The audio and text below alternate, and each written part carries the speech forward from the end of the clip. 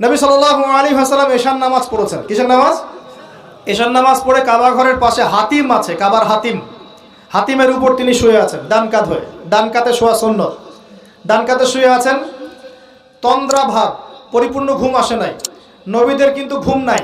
নবীদের ঘুমটাও কিন্তু, নবীদের ঘুমের মধ্যে যা আসে আল্লাহর পক্ষ থেকে সেটা ওহী। নবীদের দেহ ঘুমায়, অন্তর কিন্তু ঘুমায় না, মনে রাখবেন। নবীদের কি ঘুমায় না? কলব, অন্তর কিন্তু ঘুমায় না, মনে রাখবেন। এবার তিনি শুয়ে আছেন, হঠাৎ দুইজন ফেরেশতা আসলেন। কয়জন ভাই? একজন জিবরাইল আলাইহিস সালাম, একজন মিকাইল আলাইহিস সালাম। এসে নবী সাল্লাল্লাহু আলাইহি ওয়াসাল্লামকে আস্তে করে জাগিয়ে দিলেন। জাগিয়ে নবী সাল্লাল্লাহু আলাইহি ওয়াসাল্লামকে হাত ধরে নিয়ে যাচ্ছেন। কোথায়? পাশে জমজম কূপের পাশে। পাশে জমজম কূপ আছে, দেখেছিলেন না? যারা হজ উমরা করে আসছেন হয়তো দেখতে পারবেন। এই জমজম আগের মতো তো আর নাই, একটা আইডিয়া পাবেন আর কি। জমজম কূপের পাশে নিয়ে গিয়ে নবী সাল্লাল্লাহু আলাইহি ওয়াসাল্লামকে আবার আস্তে করে শুইয়ে দেওয়া হলো। এই যে পুরো ঘটনাগুলো ঘটে যাচ্ছে না, এগুলো কিন্তু মুহূর্তে ঘটে যাচ্ছে। মানে এই পুরো বিশাল ঘটনা ঘটে যাওয়ার পর দেখা যাবে ওই অজুর পানি কেবল গড়িয়ে গড়িয়ে যাচ্ছে, এখনো শেষ হয়নি। মানে সময় কে নিয়ন্ত্রণ করে? পৃথিবীর সময়ের ফ্রেম আর আল্লাহ পাকের টাইম ফ্রেম এক নয়। আল্লাহ পাকের টাইম ফ্রেম টোটালি ডিফারেন্ট, আমাদের টাইম ফ্রেম আলাদা, মনে থাকবে। এখানে কিন্তু অনেক নাস্তিক অনেক প্রশ্ন করতে পারে। এবার শুয়ে দেওয়ার পর নবী সাল্লাল্লাহু আলাইহি ওয়াসাল্লামের বুকটাকে একদম এই গলার নিচ থেকে নিয়ে যেখানে লোম উঠে নাভি, এই নাভি পর্যন্ত চিরে দেওয়া হয়েছে জীবিত অবস্থাতেই, জীবিত অবস্থাতেই। এবার তার হার্ট, কলিজাটাকে বের করা হয়েছে। এই প্রথম ওপেন হার্ট সার্জারি নাম শুনেছেন কিনা? যে ওপেন হার্ট সার্জারি হচ্ছে। এবার এই কলিজাটাকে প্রথমে জমজমের পানি দিয়ে ধোয়া হয়েছে। কিসের পানি? জমজমের পানির মধ্যে শেফা আছে। যাদের অসুস্থতা আছে জমজমের পানিতে সূরা ফাতিহা ফু দিয়ে খাবেন, ইনশাআল্লাহ শেফা হয়ে যাবে, ইনশাআল্লাহ শেফা হবে। জমজমের পানিতে ধোয়ার পরে এর এই কলবটাকে, কলিজাটাকে ঈমান এবং হিকমতে পূর্ণ একটা পেয়ালা দিয়ে ধুয়ে দেওয়া হয়েছে। একটা পেয়ালার মধ্যে ঈমান নিয়ে আসা হয়েছিল এবং হিকমা, প্রজ্ঞা নিয়ে আসা হয়েছে। এটা রাখার পরে এই ঈমান প্রজ্ঞা দিয়ে ঢেলে এই পুরো জায়গাটা বন্ধ করে দেওয়া হয়েছে। কি রূপকথা মনে হচ্ছে? আমরা যে নিঃশ্বাস নিচ্ছি এটাই কি আল্লাহর অলৌকিকত্ব না? এই যে হার্ট আমাদের পাম্প করতেছে, যখন আমরা ছোট বাচ্চা ছিলাম ওই সময় থেকে নিয়ে এখন পর্যন্ত পাম্প করছে, পাম্প করছে। 1 সেকেন্ডের জন্য কি থেমে গিয়েছিল? এটাই তো অলৌকিকত্ব। যে আল্লাহ আমাদেরকে বাঁচায় রাখতে পারেন, সে আল্লাহর পক্ষে এগুলো করা কি অসম্ভব কিছু? আচ্ছা, এবার নবী সাল্লাল্লাহু আলাইহি ওয়াসাল্লামকে একটা বাহনের মধ্যে উঠানো হচ্ছে। বাহনটার নাম বোরাক। কি নাম? বোরাক। এবার বাহনটা হচ্ছে গাধার চেয়ে একটু বড়, খচ্চরের চেয়ে একটু ছোট এবং একটু লম্বা দেহের, সাদা রঙের। কি রঙের? এবার নবীজি এখানে উঠতে যাচ্ছেন, বাহনটা একটু ফাপড় নিল, একটু ভাব দেখালো আর কি। ভাব দেখানো বোঝেন কিনা? ওই যে আপনার গার্লফ্রেন্ড আপনার সাথে যা দেখায় আর কি। আছে তো গার্লফ্রেন্ড, না ভাই? আলহামদুলিল্লাহ। তাহলে স্ত্রী তো দেখায়। স্ত্রী ভাব দেখালে সবর করতে হবে। কি করতে হবে? স্ত্রী ভাব দেখালে সবর করতে হবে, চুপ থাকতে হবে। এগুলো টিপস শেখেন, নাহলে পরে সমস্যা হতে পারে। স্ত্রী ভাব দেখাতে পারে, তখন সবর করতে হবে, চুপ থাকতে হবে। পরে দেখবেন ভাব নিজেই আবার ঠান্ডা হয়ে গেছে ইনশাআল্লাহ। ঠিক আছে? আর নিজে গরম হয়ে গেলে সমস্যা। আপনি গরম হয়ে গেলে পুরো একদম তরকারি পুরো যাবে একেবারে। কথা বুঝতে পারছেন? আল্লাহ বোঝার তৌফিক দান করুন। বোরাকটা ভাব নিচ্ছে আর কি। এখন বোরাককে জিবরাইল আলাইহিস সালাম বলছেন, এই শোনো, তোমাকে সৃষ্টি করার পর থেকে, ভালো করে শোনেন, তোমাকে সৃষ্টি করার পর থেকে মুহাম্মদ সাল্লাল্লাহু আলাইহি ওয়াসাল্লামের চেয়ে শ্রেষ্ঠ কোনো মানুষ তোমার গায়ে পা দেয় নাই। বলেন আল্লাহু আকবার। বলেন আল্লাহুম্মা সাল্লি আলা মুহাম্মদ, আল্লাহুম্মা বারিক আলা মুহাম্মদ। তোমাকে সৃষ্টি করার পর থেকে মুহাম্মাদের চেয়ে সাল্লাল্লাহু আলাইহি ওয়াসাল্লাম শ্রেষ্ঠ কোনো মানুষ তোমার পিঠে ওঠে নাই। সুবহানাল্লাহ। জান্নাত থেকেই বাহনটা নিয়ে আসা হয়েছে। কোত্থেকে? জান্নাত থেকে। এবার তিনি বোরাকে উঠলেন। বোরাক, ও আচ্ছা, বোরাক এই কথা শুনে কি করলো? বোরাক এই কথা শুনে ভাব তো চলে গেলই গেল, ও ঘামা শুরু করেছে, ঘামা শুরু করেছে, ঘামতে শুরু করেছে। অনেক সময় হয় না যে বড় কোনো ব্যক্তির সামনে গিয়ে মানে থরথর করে কাঁপা শুরু করেছে, ও ঘামা শুরু করেছে। এবার নবী সাল্লাল্লাহু আলাইহি ওয়াসাল্লাম উঠে বসলেন, বিসমিল্লাহ। এবার চলছে। কোথার দিক, কোন উদ্দেশ্যে চলছে? ওই যে জেরুজালেম, নাম শুনেছেন কিনা? ওই যে জায়গাটা ইহুদিরা এখন দখল করে রাখছে আর কি, এবং তারা দাবি করে ওই জায়গা নাকি ওদেরই। মসজিদুল আকসাকে সরিয়ে এখন টেম্পল নির্মাণ করার চেষ্টা করছে আর কি। লাস্ট কয়েকদিন দেখলাম যে ওখানে খুব বোম্বিং হচ্ছে, ফিলিস্তিনি ভাই বোনদেরকে মারা হচ্ছে, বাচ্চাদেরকে মারা হচ্ছে। আর বলছে ফিলিস্তিন থেকে দেখলেই গুলি করে মেরে ফেলতে হবে। ওরাই তারা, আমি তো বারবার বলি, আপনারা বিশ্বাস করেন না অনেকেই, এরাই তারা যারা দাজ্জালকে অনুসরণ করবে, দেখে নিয়ে সামনে, এবং এদেরকে নিয়ে দাজ্জাল বিশ্বটাকে শাসন করবে। বিশ্বকে একা শাসন করতে পারে না, অনুসারী লাগে, এরাই তাদের অনুসারী। যারা বিশ্বের বড় বড় ডিপার্টমেন্ট এখন নিয়ন্ত্রণ করছে, ঠিকই, অবশ্যই নিয়ন্ত্রণ করছে, ভিতরে ভিতরে, আপনারা বুঝতে পারছেন না। এবার ওই দিকে ছুটলো বোরাক। কিভাবে ছুটলো? নবীজি বলছেন সাল্লাল্লাহু আলাইহি ওয়াসাল্লাম, আমাদের চোখের সীমা যতদূর পর্যন্ত যায়, বোরাকের একটা পাই ততদূর পর্যন্ত যাচ্ছে। কখনো সূর্যাস্ত দেখেন নাই? কতদূর পর্যন্ত তাকানো যায়? ওই যে সূর্য ডুবছে অতদূর পর্যন্ত বোরাকের একটা পা চলে যাচ্ছে। নিঃসন্দেহে আলোর বেগের চেয়ে বেশি বেগে যাচ্ছে সে। যদি যারা ফিজিক্স পড়ছেন, এই যে অ্যাস্ট্রোনমি নিয়ে পড়াশোনা করছেন, আপনারা তো জানেন আলোর বেগের চাইতেও যদি দ্রুতগামী কোনো বাহন আবিষ্কার করা যায়, তাহলে সময়ের চেয়ে বেশি দূরে যাওয়া যাবে না? যাওয়া যাবে। বোরাকের গতি নিঃসন্দেহে আলোর গতির চেয়ে বেশি ছিল। এবার নবী সাল্লাল্লাহু আলাইহি ওয়াসাল্লাম বলছেন যে আমরা যখন বাইতুল মাকদাস বা ওই যে বাইতুল মাকদিস, ওই যে মসজিদুল আকসার ওখানে গেলাম, জিবরাইল আলাইহিস সালাম একটা পাথরের মধ্যে ফুটা করলেন, সেই পাথরের মধ্যে ফুটা করে বোরাকটাকে বেঁধে রাখলেন। আর এই পাথরের ফুটার মধ্যেই সমস্ত নবী রাসূল, এই পর্যন্ত যত নবী রাসূল এসেছেন, ওই ফুটার মধ্যেই তাদের বাহনকে বেঁধে রাখতেন। সুবহানাল্লাহ। এবার নবীজি মসজিদে ঢুকলেন, ঢুকে দেখছেন একজন মানুষ নামাজ আদায় করছেন, একটু লম্বা গড়নের, ছিপছিপে দেহ, তো লম্বা, চুলগুলো কোকড়ানো কানের লতি পর্যন্ত। মনে থাকবে, চুলগুলো কোকড়ানো কি পর্যন্ত? তোমাদের মতো ছেলা নয় ডান বাম, কানের লতি পর্যন্ত চুল, ছিপছিপে দেহ, লম্বা, শানুয়া গোত্রের মতো। নবীজি বলছেন অনেকটা শানুয়া গোত্রের মানুষের মতো। শানুয়া গোত্র কারা একটু দেখে নিবা অনলাইনে। এখন নবী সাল্লাল্লাহু আলাইহি ওয়াসাল্লাম জিজ্ঞাসা করছেন উনি কে? জিবরাইল আলাইহিস সালাম বলছেন উনি হচ্ছেন নবী মূসা আলাইহিস সালাম।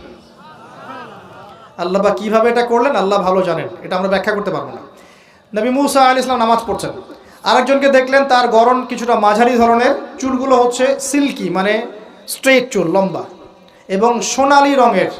কি রঙের? সোনালী। এবং গায়ের কালারটা হচ্ছে সাদা এবং লালের মিশ্রণে গঠিত। নবীজি জিজ্ঞাসা করলেন উনি কে? তাকে বলা হচ্ছে উনি হচ্ছেন নবী ঈসা আলাইহিস সালাম। এবার নবী সাল্লাল্লাহু আলাইহি ওয়াসাল্লাম সমস্ত আম্বিয়া কেরামের সামনে চলে গেলেন এবং সমস্ত নবীদেরকে নিয়ে 2 রাকাত নামাজ পড়লেন। সুবহানাল্লাহ। নবীদের ইমাম কে? আমাদের নবী কাদের ইমাম? নবীদের ইমাম। আর সেই নবীর সুন্নত পালন করতে আমাদের এত কষ্ট হয় না ভাই? লজ্জা লাগে? দাঁড়িয়ে রাখলে লজ্জা লাগে না? টাকনুর উপর কাপড় তুলে লজ্জা লাগে? আস্তাগফিরুল্লাহ, আল্লাহ আমাদেরকে মাফ করুক। আমরা সর্বশ্রেষ্ঠ মানুষের উম্মত, সর্বশ্রেষ্ঠ নবীর উম্মত। আল্লাহ পাক আমাদেরকে যোগ্য উম্মত হওয়ার তৌফিক দান করুন। নবীজি নামাজ পড়লেন, নামাজ শেষ। নামাজ, ও আরেকটা কথা, আরেকজনকে নবীজি দেখলেন, তার অবয়ব সম্পর্কে তিনি বলছেন দেখতে হুবাহু আমার মতোই। নবীজি বলছেন দেখতে হুবাহু আমার মতোই। জিজ্ঞাসা করলেন তিনি কে? জিবরাইল আলাইহিস সালাম বলছেন তিনি হচ্ছেন নবীগণের পিতা ইব্রাহিম আলাইহিস সালাম। ইব্রাহিম আলাইহিস সালামের দেহের গঠন, চেহারা একদম আমাদের নবীর মতো ছিল। সুবহানাল্লাহ। হয়তোবা এই কারণেই, হয়তোবা আল্লাহ ভালো জানেন, আমরা কিন্তু দরুদে কার নাম পড়ি? নবীর নামের সাথে ইব্রাহিম আলাইহিস সালামের নাম পড়ি, এবং তার জীবনীর সাথে আমাদের নবীর জীবনী কিন্তু হুবহু মিল আছে। আমাদের নবীজিকে হিজরত করতে হয়েছে, ইব্রাহিম আলাইহিস সালামকে করতে হয়েছে। ইব্রাহিম আলাইহিস সালামকে আগুনের পরীক্ষা দেওয়া লাগছে, আমাদের নবীকে বদরে উহুদে পরীক্ষা দেওয়া লাগছে, লাগে নাই? আমাদের নবীকে পাশে ছিলেন স্ত্রী খাদিজা রাদিয়াল্লাহু আনহা, ইব্রাহিম আলাইহিস সালামের পাশে ছিলেন স্ত্রী সারা এবং হাজারা আলাইহিম আসসালাম। মানে টোটালি মিল পাবেন আপনি দেখবেন টোটালি মিল আছে। ওইদিকে যাচ্ছি না আমি। এবার নামাজ শেষে নবী সাল্লাল্লাহু আলাইহি ওয়াসাল্লাম আবার বোরাকে উঠলেন। এবার বোরাক উপরে ওঠা শুরু করলো। এই পর্যন্ত যেটা এসেছে এটা হচ্ছে মক্কা থেকে জেরুজালেম পর্যন্ত, এটাকে বলা হয় ইসরা। এটাকে কি বলা হয়? ইসরা, মানে নাইট জার্নি, মানে রাত্রেবেলা নৈশ ভ্রমণ। আর এবার যাচ্ছে এই বাইতুল মাকদাস থেকে উপরের দিকে, এটাকে বলা হয় মেরাজ, মানে ঊর্ধ্বে আরোহণ, ঊর্ধ্বগমন। ঠিক আছে? এবার প্রথম আকাশে যখন পৌঁছালেন, প্রথম আকাশে দরজা আছে, কি আছে? আর প্রথম আকাশ মানে আমরা যে তারা দেখি এগুলো কিন্তু প্রথম আকাশে। ঠিক আছে? প্রথম আকাশ মানে প্রথম মহাকাশ। শুধু এটা নয় যে ওই যে ওজোনোস্ফিয়ার, আয়নোস্ফিয়ার যেটা ভাগ করেছে এগুলো নয়, আমরা যা দেখি এগুলো সব হচ্ছে প্রথম মহাকাশের অংশ। এখানে দরজা আছে একটা, আমরা দেখতে পারি না। এখানে গিয়ে জিবরাইল আলাইহিস সালাম দাঁড়িয়ে গেলেন, নবী সাল্লাল্লাহু আলাইহি ওয়াসাল্লাম দাঁড়িয়ে গেলেন। ওই দিক থেকে আওয়াজ আসছে যে কে? জিবরাইল আলাইহিস সালাম বলছেন যে আমি জিবরিল, আপনার সাথে কে? বলা হচ্ছে আমার সাথে হচ্ছে বিশ্বনবী মুহাম্মদ রাসূলুল্লাহ সাল্লাল্লাহু আলাইহি ওয়াসাল্লাম। আপনাকে কি পাঠানো হয়েছিল তাকে আনার জন্য? তিনি বলছেন হ্যাঁ। তিনি বলেছেন হ্যাঁ, বাস হ্যাঁ, কারণ তিনি সাদিকুল আমিন। এবার দরজা খুলে দেওয়া হলো, তিনি ভিতরে ঢুকলেন, দেখলেন সেখানে একজন ব্যক্তি যিনি মাশাআল্লাহ ডান দিকে তাকাচ্ছেন, ডান দিকে অনেক আদম সন্তানের আকৃতি আছে, ডান দিকে তাকাচ্ছেন হাসছেন, বাম দিকে তাকাচ্ছেন, বাম দিকে অনেক আদম সন্তানের আকৃতি আছে, বাম দিকে তাকিয়ে কাঁদছেন। নবী সাল্লাল্লাহু আলাইহি ওয়াসাল্লাম বললেন উনি কে? তখন তাকে বলা হলো ইনি হচ্ছেন আপনাদের পিতা, মানে আদম সন্তানদের পিতা আদম আলাইহিস সালাম। আদম আলাইহিস সালাম নবীকে দেখে সালাম দিলেন। আদম আলাইহিস সালাম নবীকে সালাম দিলেন, নবীও সালামের প্রত্যুত্তর করলেন এবং আদম আলাইহিস সালাম তার জন্য দোয়া করলেন। তিনি উঠে গেলেন আরও উপরে। এবার দ্বিতীয় মহাকাশে যখন চলে গেছেন, এই দ্বিতীয় মহাকাশ পর্যন্ত সায়েন্স যেতে পারে নাই, কেউই পারেনি আল্লাহ রাসূল সাল্লাল্লাহু আলাইহি ওয়াসাল্লাম ছাড়া। এখানে গিয়ে তিনি দেখলেন সিমিলারলি দুজন বসে আছেন। কয়জন? দুজন। এবং দুজন এর পরিচয় জিজ্ঞাসা করলে জিবরাইল আলাইহিস সালাম বললেন ইনি হচ্ছেন ঈসা আলাইহিস সালাম আর ইনি হচ্ছেন ইয়াহইয়া আলাইহিস সালাম। দুজনের মাঝে কি সম্পর্ক? খালাতো ভাই। কি সম্পর্ক? খালাতো ভাই। এখানে বলে রাখি দুজনের মিলটা কি? এই দুজনকেই ইহুদিরা হত্যা করার চেষ্টা করেছে। ঈসা আলাইহিস সালাম এবং ইয়াহইয়া আলাইহিস সালাম উভয়কেই কারা হত্যা করার চেষ্টা করেছে? ইয়াহইয়া আলাইহিস সালামকে তো হত্যা করেই ফেলেছিল, আর ঈসা আলাইহিস সালামকে হত্যা করার চেষ্টা করেছিল, কিন্তু আল্লাহ পাক সেটা হতে দেন নাই। আল্লাহ পাক তাকে উঠিয়ে নিয়েছে। তিনি আবার আসবেন কিনা? কোথায় আসবেন? সিরিয়ায়। কেন আসবেন?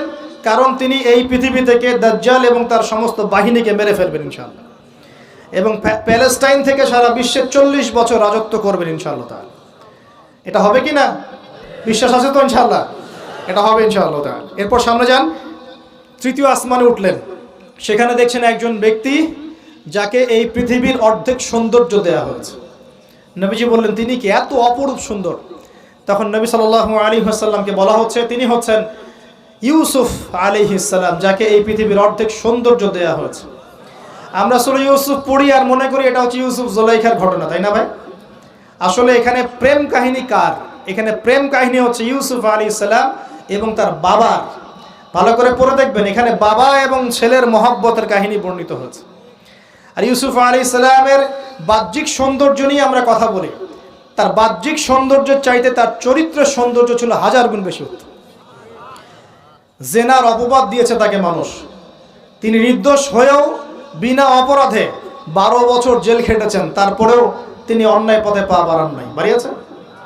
আল্লাহ পাক আমাদেরকে এগুলো বোঝার তৌফিক দান করেন। আরও উপরে উঠলেন, চতুর্থ আসমানে উঠে দেখছেন এখানে আরেকজন একইভাবে আছেন, তার নাম হচ্ছে ইদ্রিস আলাইহিস সালাম। কি নাম? ইদ্রিস আলাইহিস সালাম। তিনি চতুর্থ আসমানে অপেক্ষা করেন। একইভাবে সবার সাথে কথাবার্তা হলো, সালাম বিনিময় করা হলো, মোবারকের দোয়া করলেন, তিনি আবার উঠে গেলেন। পঞ্চম আসমানে উঠে তিনি দেখছেন ওই ইচ্ছে নবী মুসা আলাইহিস সালাম। কোন নবী? নবী মুসা আলাইহিস সালাম। সবাই সালাম দিচ্ছেন, একইভাবে কথাবার্তা হচ্ছে। ষষ্ঠ আসমানে উঠে দেখছেন হারুন আলাইহিস সালাম, মুসা আলাইহিস সালামের ভাই, মনে আছে? হারুন আলাইহিস সালাম, যিনি ফেরাউনের কাছে দাওয়াত নিয়ে গিয়েছিলেন, মুসা আলাইহিস সালামের সাথে ছিলেন। সপ্তম আসমানে উঠে তিনি দেখছেন একজন ব্যক্তি যার চেহারা একদম নবীর মতোই। বাইতুল মামুর নামে একটা জায়গা আছে, এই জায়গায় হেলান দিয়ে বসে আছে। নবীজি বললেন উনি কে? জিবরাইল আলাইহিস সালাম বলছেন উনি হচ্ছেন আপনার নবীদের সবার পিতা ইব্রাহিম আলাইহিস সালাম। ইব্রাহিম আলাইহিস সালামের আশপাশে অনেক ছোট ছোট বাচ্চা আছে, অনেক ছোট ছোট বাচ্চা। এই বাচ্চাগুলো কারা? এই যে মুসলিম অমুসলিমদের যাদের একদম নাবালক শিশুরা যারা মারা যায়, ওরা কি পাপ করেছে? এই নাবালক ছোট ছোট বাচ্চারা যারা মারা যায়, আল্লাহ রাব্বুল আলামিন তাদের রূহটাকে ওখানে রেখেছেন। তারা ওখানে খেলছে, যখনই ওদের পিতামাতার কথা মনে হয় দৌড় দিয়ে আসে ইব্রাহিম আলাইহিস সালামের কাছে। মনে রাখবেন, বাচ্চাদের সাথে কেন ইব্রাহিম আলাইহিস সালামকে রাখা হলো, এখানে একটা ব্যাখ্যা হতে পারে, আল্লাহু আ'লাম। শিশুদের সাথে থাকতে হলে শিশুর মতো মন থাকতে হয়। বাচ্চাদের সাথে কারা ভালোভাবে মিশতে পারে জানেন? যাদের মনটা বাচ্চাদের মতো, শিশুর মতো সরল হতে হয়। শিশুর মতো হতে হয়, সরল। যাদের মন শিশুর মতো সরল, এদের মনের মধ্যে কিন্তু হিংসা, বিদ্বেষ, রিয়া, অহংকার এগুলো থাকবে না। ইব্রাহিম আলাইহিস সালামকে ওই শিশু কুরবানির পরীক্ষায় ফেলতে হয়েছিল না? আল্লাহ রাব্বুল আলামিন দেখেন তাকে বাচ্চাদের সাথে রেখে দিয়েছেন। বাচ্চারা ওখানে খেলাধুলা করে, যখনই ওদের বাবার কথা মনে হয় মায়ের কথা মনে হয়, দৌড় দিয়ে ইব্রাহিম আলাইহিস সালামের কাছে চলে আসে। তিনি আদর করে দেন, আবার চলে যায়। কি চমৎকার দৃশ্য! তিনি হেলান দিয়ে আছেন বাইতুল মামুরে, সালাম করলেন। সালাম করে নবীজিকে বললেন, হে নবী, আপনার উম্মতকে জানিয়ে দিয়েন, আমি আপনাদেরকে সেটা জানিয়ে দিচ্ছি। হে নবী, আপনার উম্মতকে জানিয়ে দিয়েন যে জান্নাত হচ্ছে একটা উর্বর জায়গা, জান্নাতের পানি হচ্ছে মিষ্টি, জান্নাতের মাটি খুব উর্বর, জান্নাতের অনেক জায়গা ফাঁকা পড়ে আছে। আপনার উম্মতকে জানিয়ে দিয়েন এই ফাঁকা জায়গাগুলোতে তারা যদি গাছ লাগাতে চায় তাহলে যেন পড়ে সুবহানাল্লাহ, আলহামদুলিল্লাহ, ওয়ালা ইলাহা ইল্লাল্লাহ, আল্লাহু আকবার, ওয়ালা হাওলা ওয়ালা কুওয়াতা ইল্লা বিল্লাহ। এই মেসেজটা কে দিয়েছেন? ইব্রাহিম আলাইহিস সালাম। এই যে বাইতুল মামুরে হেলান দিয়ে আছেন, এটা কি? নবীজি বলছেন এটা হচ্ছে ফেরেশতাদের ইবাদত করার জায়গা। কাবা ঘর আছে না আমাদের, এই কাবা ঘরের ঠিক সোজা উপরে বাইতুল মামুর আছে, সপ্তম আসমানের ওখানে। ফেরেশতারা কিভাবে ইবাদত করেন শোনেন। নবীজি বলছেন এই বাইতুল মামুরে প্রতি মুহূর্তে 70,000 ফেরেশতা তাওয়াফ করছে। সুবহানাল্লাহ। ঠিক যেমন এখানে তাওয়াফ হচ্ছে 24 ঘন্টা, তাওয়াফ কি থেমে থাকে? তাওয়াফ থামে না। ঠিক ওইভাবে বাইতুল মামুরে তাওয়াফ থেমে থাকছে না। বাইতুল মামুরে ফেরেশতারা তাওয়াফ করছেন 70,000 ফেরেশতা একই সাথে। আর শুনে রাখেন, যে 70,000 ফেরেশতা একবার তাওয়াফ করার সৌভাগ্য পেয়েছে তারা কিয়ামত পর্যন্ত আর দ্বিতীয়বার চান্স পাবে না। এবার কি চিন্তা করতে পারছেন ফেরেশতাদের সংখ্যা কত হতে পারে? আমাদের সংখ্যা তত্ত্বের বাইরে। এবার নবী সাল্লাল্লাহু আলাইহি ওয়াসাল্লাম আরো একটু উপরে উঠলেন। এই জায়গার নাম সিদরাতুল মুনতাহা। কি নাম? সিদরাতুল মুনতাহা। এটা হচ্ছে একটা বড়ই গাছ দেখেছেন তো? এটা নবীজি বলছেন এত চমৎকার এই বড়ই গাছ, এর মধ্যে এত বেশি রং ছিল যে রংগুলোকে আমি ব্যাখ্যা করতে পারবো না। এর পাতাগুলো ছিল হাতির কানের মতো এবং এর ফলগুলো ছিল মটকার মতো বড় বড় এক একটা, এবং এর মধ্যে প্রজাপতি বসেছিল। এই প্রজাপতিগুলোর রং এত চমৎকার যেগুলো আমাদের পৃথিবীর রঙের মতো নয়। মানে এগুলো ব্যাখ্যা করার মতো শব্দ আমাদের কাছে নাই। অ্যামেজিং! এটা কোন জায়গা? আমাদের সবার রূহগুলো যেখানে উঠে যায়। এটা কোন জায়গা? আমাদের সবার নেক আমলগুলো যেখানে উঠে যায়। সবার রূহ, মৃত ব্যক্তিদের রূহ বা আত্মা এবং নেক আমলগুলো এই পর্যন্ত ওঠে, এরপরে সেখান থেকে উঠিয়ে নেওয়া হয়, এরপরে তারা আর যেতে পারে না। একইভাবে উপর থেকে আল্লাহ পাকের কোনো আদেশ আসলে এই সিদরাতুল মুনতাহা পর্যন্ত আসে, এরপর সেখান থেকে নিয়ে আসা হয়। আমি কি বুঝতে পারছি? এই হলো সিদরাতুল মুনতাহা, যেটা ফেরেশতাদের শেষ সীমা। এরপরে ফেরেশতারা আর যেতে পারবেন না। আল্লাহ পাকের নিকটবর্তী ফেরেশতারা ছাড়া নর্মাল যারা, তারা ওখানে যেতে পারে। নর্মাল মানে বলছি যারা এমনি অন্যান্য দায়িত্বে আছেন তারা সেখানে যেতে পারবেন না। এই পর্যন্ত লাস্ট ওই যে লাইন থাকে না, ডেড লাইন, এটা ডেড লাইন, এরপর যেতে পারবে না। এবার আমাদের নবীকে এখানে বাহন চেঞ্জ করে দেওয়া হলো, অন্য একটা বাহন আরো দ্রুতগামী তাকে দেওয়া হলো। এই বাহনে করে নবীজি একদম আলো পর্দা ভেদ করে উপরে উঠছেন। সুবহানাল্লাহ। আল্লাহ পাকের একদম কাছাকাছি আসছেন। কাছাকাছি আসার পর তিনি বলছেন, আমি তখন শুনতে পেলাম যে আল্লাহ পাকের নিকটস্থ ফেরেশতা যারা আল্লাহর আদেশ লিখে রাখেন, তারা কলম দিয়ে লিখছে আল্লাহর আদেশ। এই কলমের লিখার খসখস শব্দ আমি শুনতে পেলাম। সুবহানাল্লাহ, আল্লাহু আকবার। এবার আল্লাহ রাব্বুল আলামিন তাকে কাছে নিয়ে, শোনেন প্রিয় ভাই, উম্মতে মুহাম্মাদি শুনে রাখো, আল্লাহ পাক 3টা স্পেশাল ওহী করলেন। কয়টা ভাই? 3টা। অন্যান্য অনেক কথা তো হয়েছে, সেগুলো তো আমরা হাদিসের মধ্যে আমরা ডিটেলস বলতে পারছি না, সময় শর্ট। 3টে স্পেশাল ওহী আল্লাহ রাব্বুল আলামিন করেছেন। তার প্রথমটা হচ্ছে নবী সাল্লাল্লাহু আলাইহি ওয়াসাল্লামকে এই জায়গায় 50 ওয়াক্ত নামাজ হাদিয়া গিফট দেওয়া হলো। কত ওয়াক্ত? এবার নবীজি 50 ওয়াক্ত নিয়ে চলে আসছেন। পরের দুটো পরে বলছি। 50 ওয়াক্ত নিয়ে চলে আসছেন। আসার সময় এই যে ষষ্ঠ আসমানে, পঞ্চম আসমানে কার সাথে দেখা? মুসা। কে আমাকে করছে? মুসা আলাইহিস সালাম। তিনি বলছেন, আল্লাহ পাক কি দিয়েছেন আপনাকে হাদিয়া? নবী সাল্লাল্লাহু আলাইহি ওয়াসাল্লাম বলছেন 50 ওয়াক্ত নামাজ। কত ওয়াক্ত? 50 ওয়াক্ত। নবী এবার মুসা আলাইহিস সালাম বলছেন, আমার উম্মতকে 2 ওয়াক্ত নামাজ দেওয়া হয়েছে, সেটাই আমার উম্মত আদায় করতে পারে নাই। 50 ওয়াক্ত নামাজ আপনার উম্মত পারবে না, আপনি কমাই নিয়ে আসেন, যান। তিনি আবার গেলেন 50 থেকে 45, আবার 45 থেকে 40, 40 থেকে 35, 35 থেকে 30, এই করতে করতে করতে করতে 5 ওয়াক্ত যখন আসলো, তখনও নবীজিকে বলা হচ্ছে আপনি আরও কমাই নিয়ে আসেন। নবীজি বলছেন, আমার যেতে লজ্জা লাগছে, আল্লাহ পাক আমাকে এত বেশি কমিয়ে দিলেন, আরও কমাতে চাইতে আমার লজ্জা লাগছে। দেখেন, মুসা আলাইহিস সালাম বলেছিলেন আমার উম্মতকে 2 ওয়াক্ত নামাজ দেয়া হয়েছিল, আদায় করতে পারে নাই। উম্মতে মুহাম্মাদের মধ্যে এমন মানুষ নাই 2 ওয়াক্ত 1 ওয়াক্ত নামাজও পড়তে পারে না। নবীদের এটা হিকমা, দূরদর্শিতা। এবার নবী সাল্লাল্লাহু আলাইহি ওয়াসাল্লাম আল্লাহর কাছে গিয়ে আরজি পেশ করছেন। আল্লাহ রাব্বুল আলামিন বলছেন 5 ওয়াক্ত নামাজ আমি দিলাম, কিন্তু 5 ওয়াক্ত যদি তোমার উম্মত আদায় করে 50 ওয়াক্তের নেকি দেওয়া হবে ইনশাআল্লাহ। আরেকটা বেনিফিট তোমার উম্মতের যে কোনো ব্যক্তি যে আমলই করুক না কেন 10 গুণ বাড়ায় নেকি দেওয়া হবে ইনশাআল্লাহ।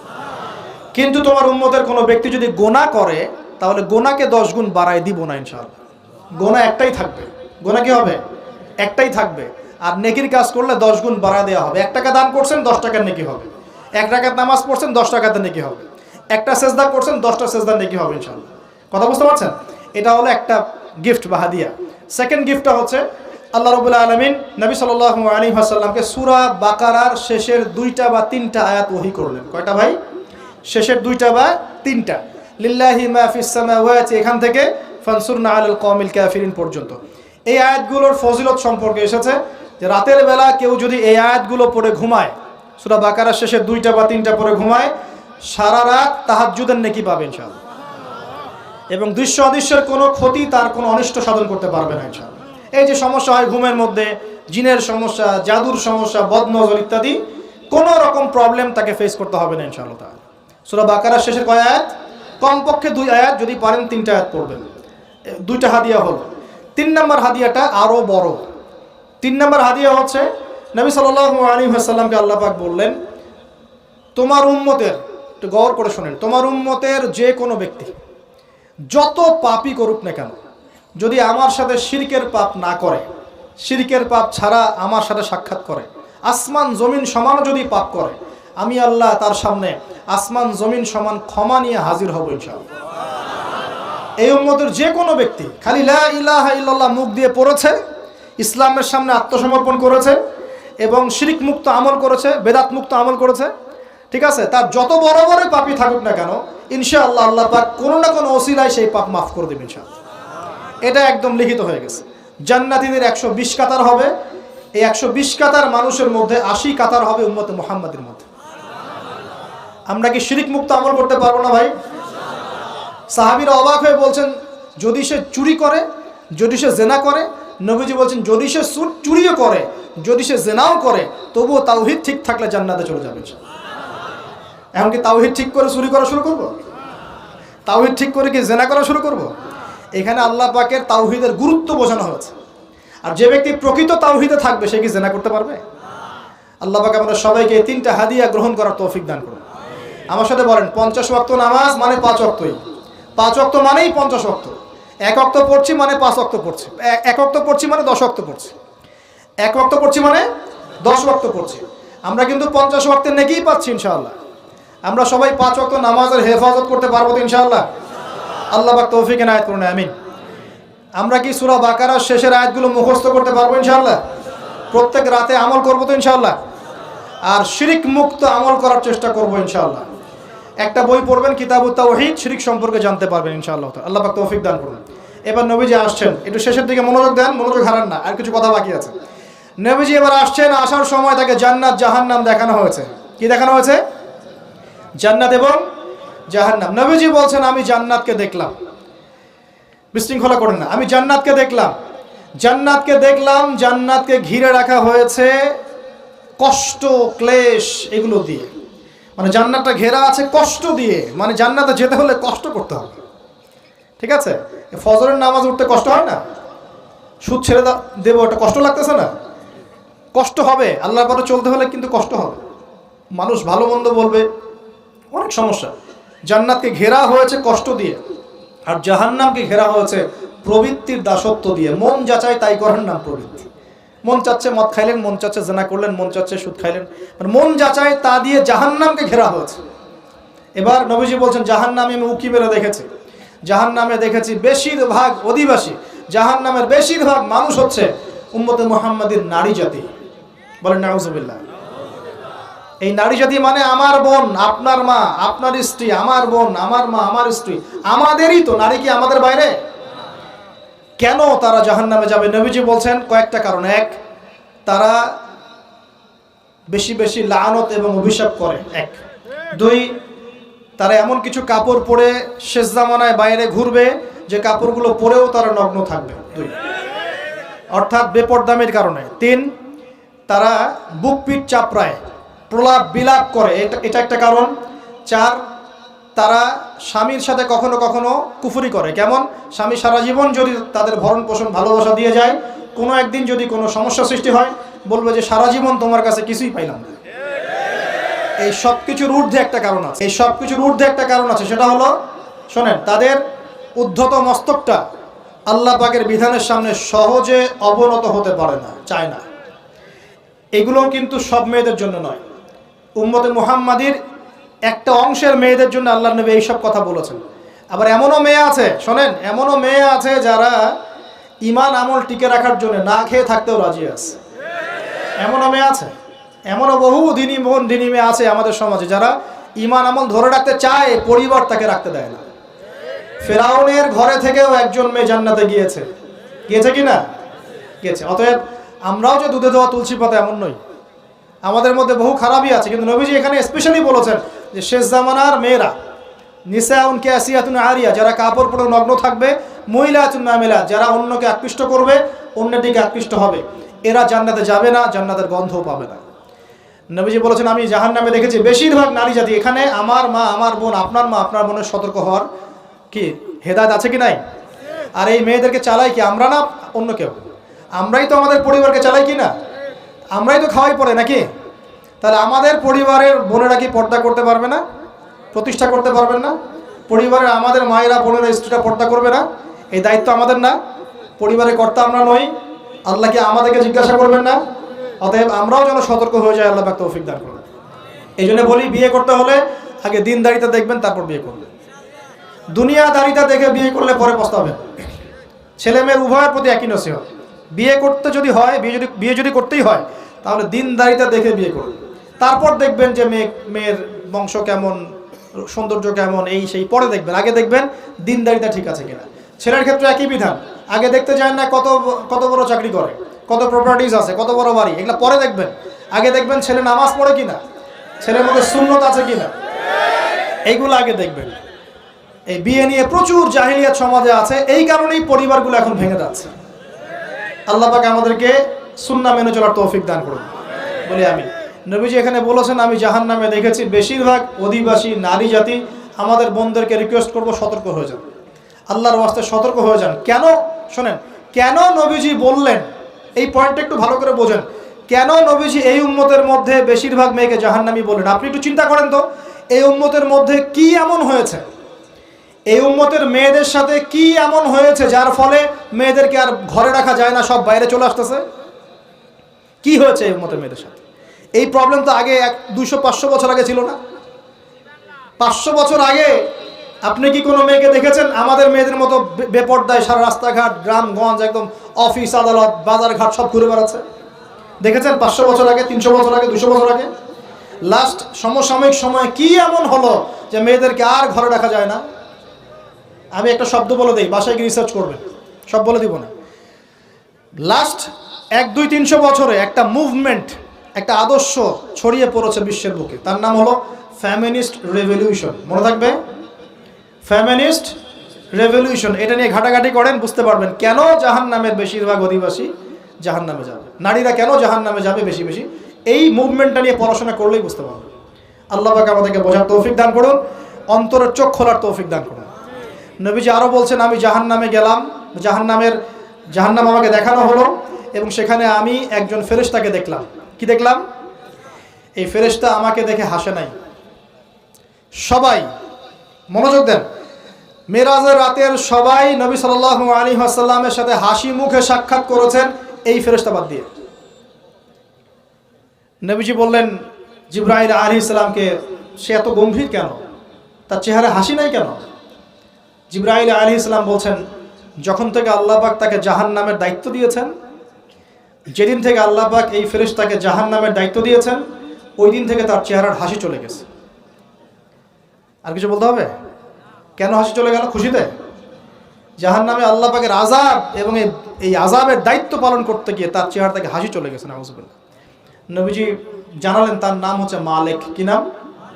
মালিক। আমরা দোয়া করি আমরা যেন তার সাক্ষাৎ না পাই, আমরা দোয়া করি আমরা যেন তার সাক্ষাৎ না পাই, আমিন। এবার নবী সাল্লাল্লাহু আলাইহি ওয়াসাল্লাম আসছেন, আসার সময় সুঘ্রাণ পাচ্ছেন, সুঘ্রাণ। ও একটা কথা বলি নাই, জান্নাতে তিনি যখন দেখলেন, সেখানে দেখলেন যে এখানে বেশিরভাগ অধিবাসী হচ্ছে এই উম্মতের গরিব মানুষরা। এই উম্মতের কারা? গরিব মানুষ, টাকা পয়সা কম, এত হিসাব কিতাব নাই, 5 ওয়াক্ত নামাজ পড়ে, রোজা রাখে, সাধ্যমতো দান সদকা করে, সত্য কথা বলে, জান্নাতে চলে যাবে ইনশাআল্লাহ।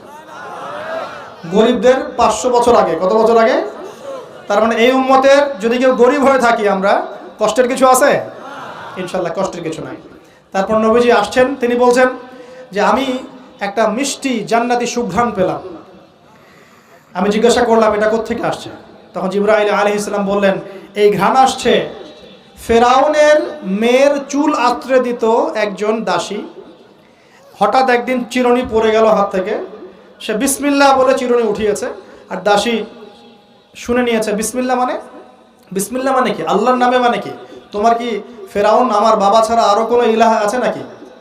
তখন সেই মহিলা বলেছিল হ্যাঁ, আমি এক আল্লাহর ইবাদত করি, ফেরাউনেরও রব হচ্ছে আমার আল্লাহ।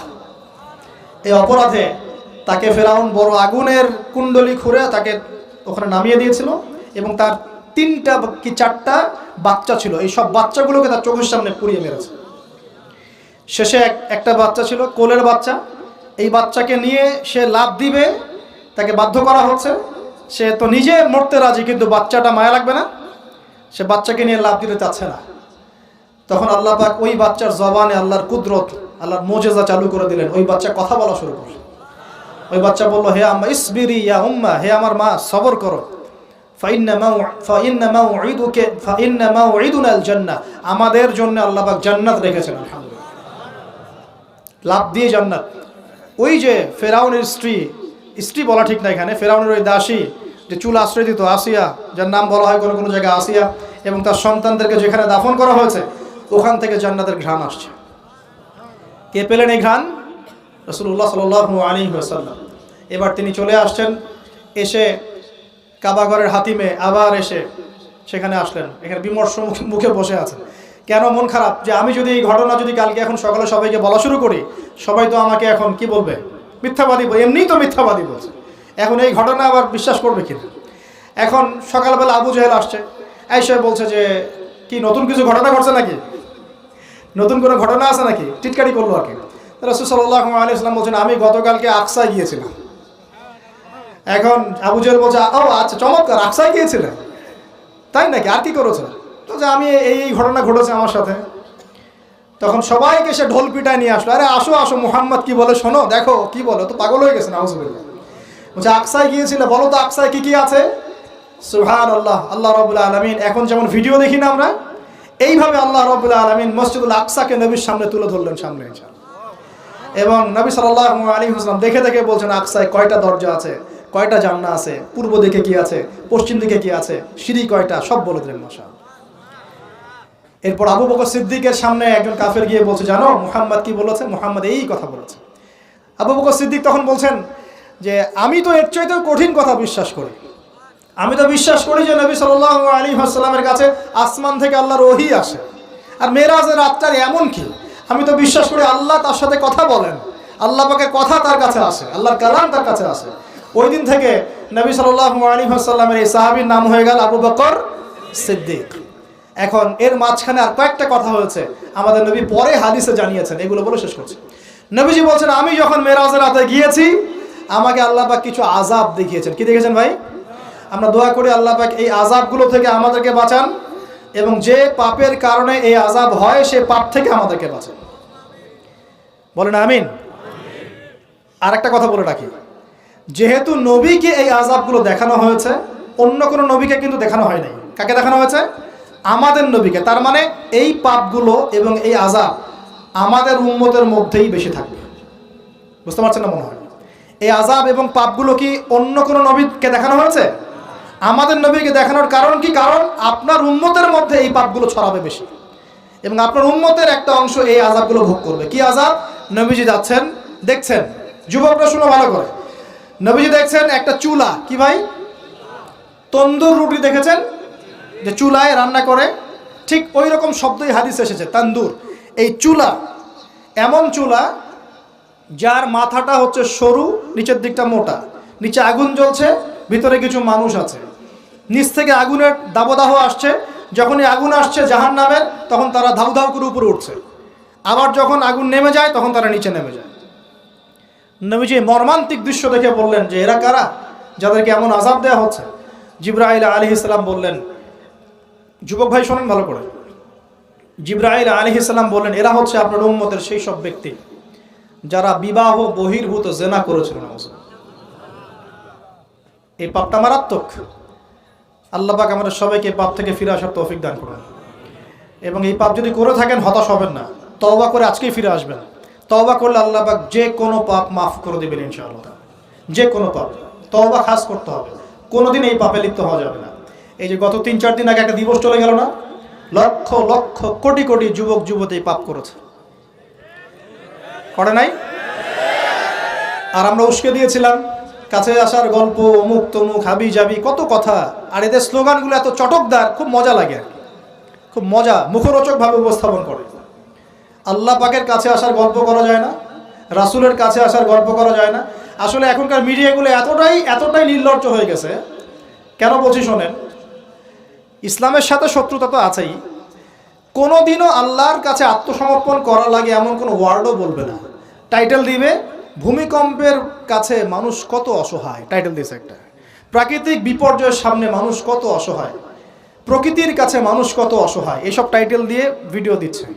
ওই যে ভূমিকম্প ইস্যুতে একটাবারও বললো না যে এই আল্লাহ পাকের কাছে, আল্লাহর শক্তির সামনে মানুষ কত অসহায়। ওই শব্দ ব্যবহার করা যাবে না। ওই শব্দ ব্যবহার করলে আপনি মৌলবাদী হয়ে যাবেন। যে প্রকৃতিটা কি? প্রকৃতি কে? প্রকৃতি কাকে বলে? কত প্রকার? প্রকৃতির স্রষ্টা কে? প্রকৃতি কে নিয়ন্ত্রণ করছে? ভূমিকম্পের কোনো ক্ষমতা আছে না? ভূমিকম্প যে দেয় তার ক্ষমতা আছে। এই সাগরের কোনো ক্ষমতা আছে? সাগরে যে জলোচ্ছ্বাস দেয় তার ক্ষমতা আছে। এই মাটিটাকে স্থির কে রেখেছে? এখন আমরা তো এখনো মহাবিশ্বে ঘুরছি না? এই যে ওয়াজ করছি যখন আমরা, এখনো পৃথিবীটা ঘুরছে। আমরা কি বুঝতে পারছি কে পৃথিবীকে স্থির রাখলো? কেউ বলবে না যে আল্লাহর আযাবের সামনে মানুষ কত অসহায়। হ্যাঁ, বলবে প্রকৃতির সামনে মানুষ কত অসহায়, ভূমিকম্পের সামনে মানুষ কত অসহায়। মানে এমন এমন চটকদার কিছু শব্দ দিবে, এই শব্দগুলো আপনাকে চিনিয়ে দিবে যে কারা আল্লাহর বাহিনী, কারা আল্লাহর দুশমনের বাহিনীর মধ্যে আছে। তো এখানে যুবকদেরকে উৎসাহিত করা হয়েছে না জেনার জন্য। আর নবী সাল্লাল্লাহু আলাইহি ওয়াসাল্লামকে কেন দেখানো হলো? কারণ তার উম্মতের মধ্যে জেনার পাপ ছড়িয়ে পড়বে বেশি। কিসের মধ্যে? চুলার মধ্যে শাস্তি দেওয়া হচ্ছে, চুলায় শাস্তি দেওয়া হচ্ছে। নবীজি বলছেন তাদের ভিতর থেকে এত দুর্গন্ধ বের হচ্ছিল যেন মনে হচ্ছিল যে কোনো পাবলিক টয়লেটের পাশ দিয়ে আমরা যাচ্ছিলাম। প্রিয় ভাই, আল্লাহর ওয়াস্তে জেনার ধার কাছেও যায় না। আল্লাহ পাক বলেছেন ওয়ালা তাকরাবু জিনা, জেনার কাছেও যেও না। তো এক নাম্বার শাস্তি কি রেখেছেন নবী সাল্লাল্লাহু আলাইহি ওয়াসাল্লাম? কিসের শাস্তি? তন্দুর চুলার মধ্যে আগুনের শাস্তি। কিসের পাপের কারণে? বলেন, জেনা। এই উম্মতে মুহাম্মাদির মধ্যে জেনা ছড়িয়ে পড়েছে কিনা? এখন আমরা কি এই স্রোতে গা ভাসাবো না দূরে থাকবো? আমরা হালাল উপার্জনের সোর্স তৈরি করব, করে হালাল বিয়ে করবো ইনশাআল্লাহ। হালাল উপার্জনের মাধ্যম তৈরি করবেন, করে বিয়ে করবেন ইনশাআল্লাহ। বিয়ের আগে কোনো পীড়িত নাই, সব পীড়িত বিয়ের পর ইনশাআল্লাহ পারা যাবে ইনশাআল্লাহ। আর সব আগে ভাগে খেয়ে শেষ করে ফেললে পরে খাবেন কি? তাই না বিষয়টা? আচ্ছা, এবার সামনে যাই। নবী সাল্লাল্লাহু আলাইহি ওয়াসাল্লাম সামনে গেলেন, গিয়ে দেখলেন, এবার দেখলেন কিছু মানুষ বসে আছে, সামনে আছে টাটকা তরতাজা গোশত, একদম ধোঁয়া উঠতেছে, একদম মনে করেন ওই কালা ঘুনার মতো। আর পাশে রাখা আছে পচা, নোংরা, আবর্জনাময় গোশত। এই মানুষগুলো ভালো গোশত খাচ্ছে না, এই মানুষগুলো পচা গোশতগুলোই খাচ্ছে, দুর্গন্ধযুক্ত। নবীজি বললেন এরা কারা? নবী সাল্লাল্লাহু আলাইহি ওয়াসাল্লামকে বলা হচ্ছে এরা আপনার উম্মতের সেই সব ব্যক্তি যারা বিবাহিত, ভালো করে শোনেন, এরা আপনার উম্মতের সেই সব ব্যক্তি যারা বিবাহ বহির্ভূত সম্পর্ক করেছে। মানে বিয়ে করার পরেও, বাসায় স্ত্রী থাকার পরেও বাইরে জেনা করেছে, বাসায় স্বামী থাকার পরেও বাইরে জেনা করেছে। এখন আমাকে বলেন তো, উম্মতে মুহাম্মাদির মধ্যে সমকালীন সময় এই ফিতনাটা ছড়িয়ে পড়ে নাই? পরকীয়া ছড়িয়ে পড়ে নাই? এটা হলো পরকীয়ার স্পেশাল শাস্তি। কারণ পবিত্র হালাল ফ্রেশ জিনিস ওদের ঘরে ছিল, খাইতে ভালো লাগে না, ওদের ওই নোংরা পচা জিনিস খেতে ভালো লেগেছে। আল্লাহ পাক কিয়ামতের মাঠেও ওই এবং বারজাখের জীবনেও ওই একই শাস্তি দিবেন ইনশাআল্লাহ। আর এখন তো মিডিয়ার মধ্য দিয়ে এই যে বিভিন্ন সিরিয়ালস, নাটক, হাবি জাবি, এগুলোর মধ্য দিয়ে এটাকে উস্কে দেওয়া হচ্ছে, এটাকে অ্যাভেলেবেল করে ফেলা হয়েছে। আর যারা বড় বড় শহরে থাকে এগুলো তো ফিতনা আরও বেশি। আল্লাহ পাক আমাদের মা বোনদেরকে বোঝার তৌফিক দান করুন, আর আমাদের ভাইদেরকেও বোঝার তৌফিক দান করুন। আমাদের সবাইকে আল্লাহ পাক পরকীয়ার মতো নোংরা পাপ থেকে হেফাজত করুন, বিবাহ বহির্ভূত সম্পর্ক থেকে হেফাজত করুন। আরও সামনে যান, নবীজি দেখলেন এবার একটা রক্তের নদী। কিসের নদী ভাই? প্রশ্ন করব কেন রক্তের নদী, উত্তর দিতে হবে। ওই রক্তের নদীতে আল্লাহ পাক কিছু মানুষকে রেখেছেন, ফেরেশতারা পাথর দিয়ে তাদের মাথা ফাটিয়ে দিচ্ছে, পাথর ছিটকে অন্য জায়গায় চলে যাচ্ছে, পাথর নিয়ে আসার মুহূর্তের মধ্যেই মাথা আবার জোড়া লেগে যাচ্ছে, আবার পাথর দিয়ে মাথা ফাটিয়ে দেওয়া হচ্ছে, আবার পাথর ছিটকে চলে যাচ্ছে। নবীজি জিজ্ঞাসা করলেন এরা কারা যাদেরকে শাস্তি দেওয়া হচ্ছে? নবী সাল্লাল্লাহু আলাইহি ওয়াসাল্লামকে জিবরাইল আলাইহিস সালাম বললেন এরা আপনার উম্মতের সেই সব ব্যক্তি যারা সুদখোর ছিল। কি ছিল? এখন বলেন রক্তের নদী কেন? বলেন, উত্তর দেন দেখি, কে বলতে পারবেন? বিসমিল্লাহ।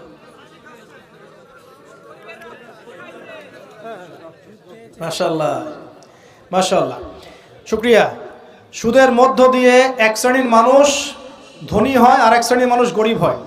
সুদের মধ্য দিয়ে গরিব মানুষের রক্তটাকে চুষে খাওয়া হয়।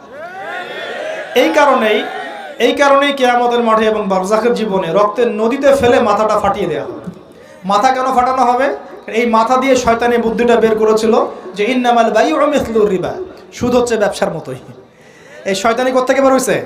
এই মাথা থেকে। এই কোন মাথা ফাটাই দেওয়া হবে। আল্লাহ পাকের শাস্তি খুব নিপুণ। আমি একটু চিন্তা করার চেষ্টা করেছিলাম আজকে কেন এই শাস্তিগুলো এইভাবে আসবে। আল্লাহু আ'লাম বিসওয়াব, আল্লাহ ভালো জানেন, তবে আমাদের কাছে এটা মনে হয়। এরপর সামনে যান,